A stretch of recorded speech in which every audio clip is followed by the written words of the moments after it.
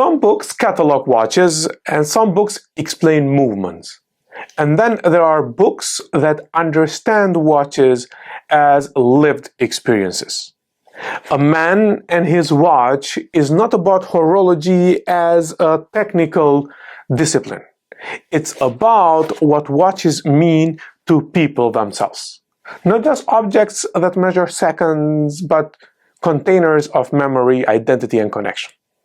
This is the kind of book that reminds you that watches are not only about what they are, but what they represent. And that makes it perfect for watches and politics, so let's dive in.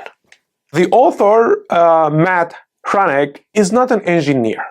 He isn't a brand insider. He is a photographer, an editor, and a collector himself, a storyteller by instinct.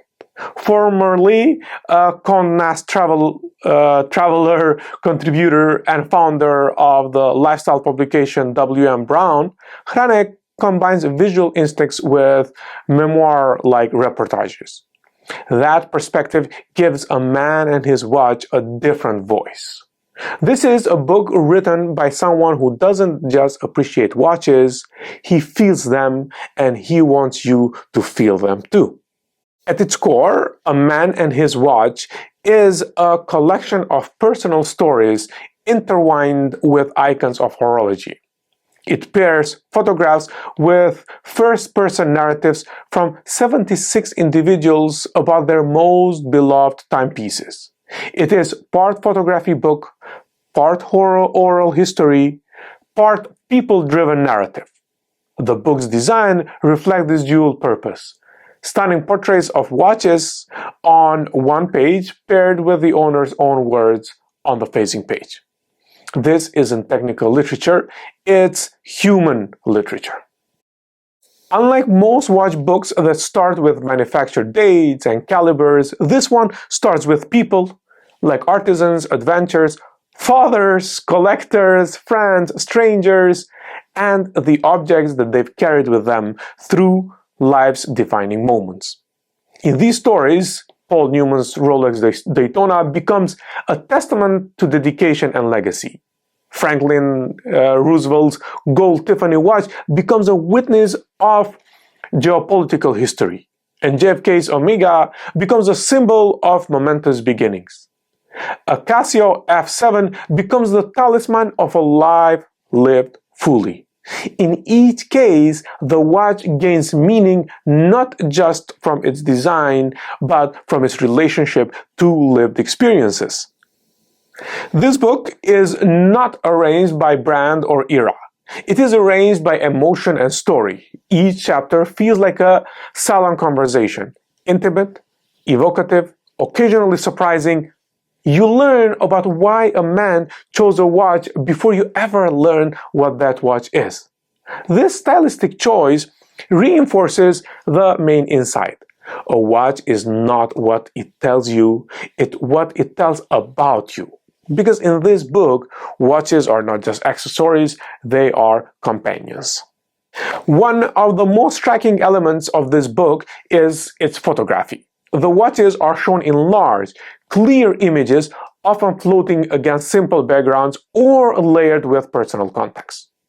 This minimalist visual strategy does something subtle but powerful. It invites the viewer to see the object without distraction.